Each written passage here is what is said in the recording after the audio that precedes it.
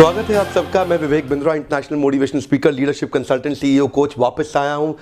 Exciting topic है, 2 steps के अंदर बिलियन डॉलर बिजनेस कैसे खड़ा किया जाए। कम ऑन, 2 स्टेप्स के अंदर बिलियन डॉलर बिजनेस कैसे खड़ा किया जाए। एक्साइटिंग है। पहला है पतंजलाइजेशन और दूसरा है McDonaldisation. One more time, come on, Patanjalisation, McDonaldisation. चलिए शुरू करते हैं, एक एक करके लेते हैं। पहले लेते हैं पतंजलाइजेशन। ये पतंजलाइजेशन क्या होता है? पतंजलि ने क्या किया? एक्चुअली पतंजलि ने एक इतिहास रचा है हमारे देश के अंदर। इकोनॉमिक टाइम्स के हिसाब से अगले टाटा बिरला स्वामी रामदेव ही होने वाले हैं। हैरान मत होइएगा, पतंजलि के ब्रांड का रिकॉल वैल्यू इतना ज्यादा बढ़ चुका है कि देश के टॉप 5 ब्रांड जिनका रिकॉल वैल्यू ज्यादा है उसमें पतंजलि का नाम शुमार हो गया है।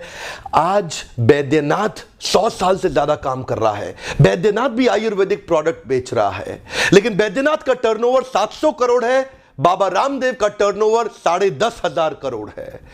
आज ध्यान दीजिएगा, हमदर्द 700 करोड़ पे है, बैद्यनाथ 700 करोड़ पे है, लेकिन डाबर 8,000 करोड़ पे पहुंचा, पतंजलि 10,500 करोड़ पे पहुंच गया। आज यूनिलीवर को छोड़ के बाकी सारी एफएमसीजी कंपनी बाबा रामदेव से पीछे हो गई। जानते हैं कारण क्या है? पतंजलाइजेशन होता क्या है? ध्यान दीजिएगा, एक गलती हमदर्द और बैद्यनाथ लगातार कर रहे थे। चलिए 2 को ही कंपेयर करते हैं। पतंजलि और बैद्यनाथ दोनों आयुर्वेदिक प्रोडक्ट्स को लेके फेमस हुई। बैद्यनाथ के 750 पेटेंटेड प्रोडक्ट हैं, लेकिन पतंजलि के पास केवल 350 प्रोडक्ट हैं, लेकिन फिर भी बैद्यनाथ 700 करोड़ पे, पतंजलि 10,500 करोड़ पे। कारण क्या है समझिए। बाबा जी ने मार्केट की नीड को समझा, इसको बोलते हैं पतंजलाइजेशन। हमने इसको नाम दिया पतंजलाइजेशन। मैकडोनल्डाइजेशन स्पीड के बारे में है, पतंजलाइजेशन नीड के बारे में है। पतंजलाइजेशन से नीड समझ में आती है, मैकडोनल्डाइजेशन यानी कि मैकडोनल्ड जो बर्गर बनाता है वो स्पीड के कारण फेमस हुआ। बिलियन डॉलर बिजनेस बनाना चाहते हैं तो दोनों बड़ी कंपनीज का आज एक कॉम्बिनेशन अपने धंधे के अंदर लेके आइए। पतंजलि से समझिए नीड, मैकडोनल्ड से समझिए स्पीड। जब ये दोनों चीजें आपने पकड़ ली, मार्केट की नीड और बड़ी स्पीड के साथ मार्केट की नीड को जब आपने सर्व कर दिया, दुनिया में आपको कंपीट करने वाले ज्यादा कॉम्पिटिटर बचेंगे ही नहीं। एक एक करके चलते हैं ना। पहले बैद्यनाथ और पतंजलि का एक केस स्टडी पकड़ लेते हैं। बैद्यनाथ के पास 750 पेटेंटेड प्रोडक्ट हैं, जबकि बाबा रामदेव 350 प्रोडक्ट से काम कर रहे हैं। बैद्यनाथ 700 करोड़, बाबा रामदेव 10,500 करोड़। ये क्यों हुआ? गलती क्या कर रहा है बैद्यनाथ जो बाबा जी समझ गए और बाबा जी कमाल कर गए, बाबा जी फास्ट मूवर हो गए हैं? क्या गलती कर रहे थे बैद्यनाथ वाले? उनकी एक ही गलती है, उनकी जो प्रोडक्ट लाइन है वो आज भी चटनी चूरन बना रहे हैं और आयुर्वेदिक प्रोडक्ट्स के साथ में लगे हुए हैं। लेकिन बाबा जी आयुर्वेदिक प्रोडक्ट को एफएमसीजी में निकाल के ले आए, वही आयुर्वेद, और उसको ला करके एफएमसीजी के अंदर डाल के सर्व कर दिया। बैद्यनाथ 100 साल से काम कर रहे हैं, बाबा जी 10 साल से काम कर रहे हैं। बैद्यनाथ 100 साल में नहीं कर सका जो बाबा जी ने 10 साल में कर दिया, क्योंकि आज भी बैद्यनाथ चटनी चूरन बनाने में लगा है। बैद्यनाथ आज भी अपने आयुर्वेद प्रोडक्ट को आयुर्वेद की तरह ही बेच रहा है। लेकिन बाबा रामदेव ने क्या किया? आयुर्वेद के प्रोडक्ट को, वही अश्वगंधा, वही त्रिफला, वही नीम, वही लौंग, वही सारे आयुर्वेदिक आइटम्स का इस्तेमाल उन्होंने एफएमसीजी में डाल दिया। अभी तक वो चटनी चूरन बनाते रहे, लेकिन ये आज बॉर्नवीटा के अगेंस्ट पावरवीटा लाके खड़ा कर दिया। आज बाबा जी ने दंत मंजन की बात नहीं करी, दंत कांति बना दिया।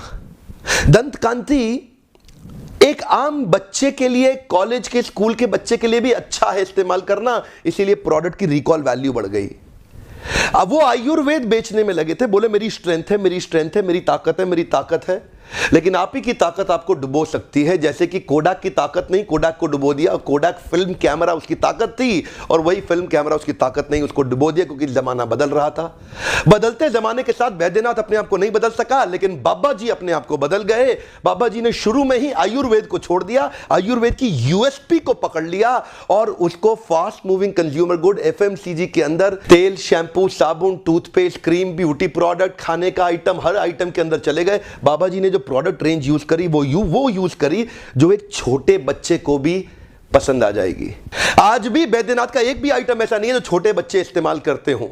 आज आप लोग जो मेरे वीडियो देख रहे हैं, आप में से शायद ही कोई हो जो बैद्यनाथ का कोई सामान इस्तेमाल करता हो, लेकिन पतंजलि का इस्तेमाल करते, क्योंकि पतंजलि ने उसी आयुर्वेद को इस तरह से प्रेजेंट किया, इस तरह के साबुन में डाला, इस तरह के शैम्पू, इस तरह की तेल, इस तरह की पावरवीटा चॉकलेट तक बना डाली जो बच्चों को भी पसंद आ रही है। इसीलिए वो घर घर अच्छा रिकॉल वैल्यू जनरेट कर सका। बाबा जी की खास बात क्या है, आयुर्वेद को आयुर्वेद की तरह नहीं दिया, आयुर्वेद को मार्केट की नीड के साथ मैच करके दिया। इसको बोलते हैं पतंजलाइजेशन। हाँ, वैद्यनाथ ने एक और गलती करी। आज से ठीक 100 साल पहले 1917 में पंडित रामदयाल जोशी और वैद्य राम नारायण शर्मा, ये दोनों भाई थे, दोनों ने मिलकर के इस धंधे को चालू किया। हाँ, ऑफ कोर्स पंडित रामदयाल जोशी एक बड़े एंटरप्रेन्योर थे और वैद्य राम नारायण शर्मा अपने समय के सबसे बुद्धिमान वैद्य रहे हैं भारत के अंदर, जिन्होंने श्री वैद्यनाथ आयुर्वेद भवन की स्थापना करी 1917 में।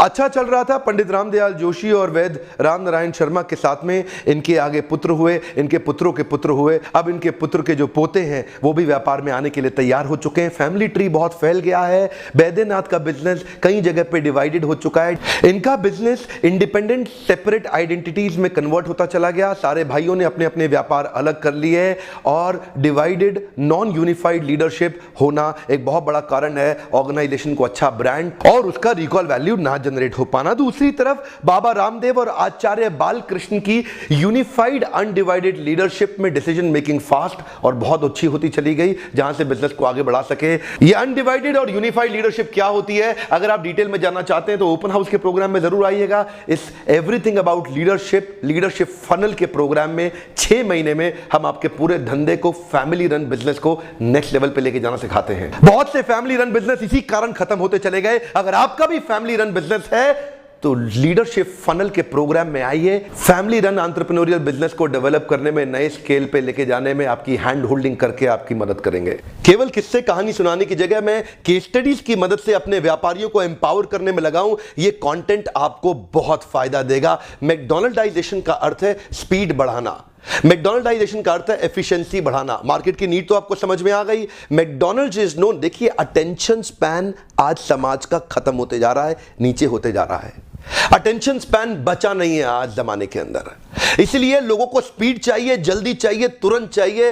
बाबा जी ने इन्हीं एफएमसीजी के पूरे इकोसिस्टम का इस्तेमाल किया। कॉन्ट्रैक्टर इसी Hindustan Unilever, Procter and Gamble, Dabur और हिमालय, इमामी, इन्हीं के कॉन्ट्रैक्टर वेंडर सारे उठाए और अपनी पैकेजिंग पोजिशनिंग करी। प्रोडक्ट के अंदर आयुर्वेदिक प्रॉपर्टीज लेकर के आए। आयुर्वेद की तरह नहीं बेचा, एफएमसीजी की तरह बेचा। ध्यान दीजिएगा, नीड तो समझ में आ गई, अब स्पीड कैसे बढ़ाएं।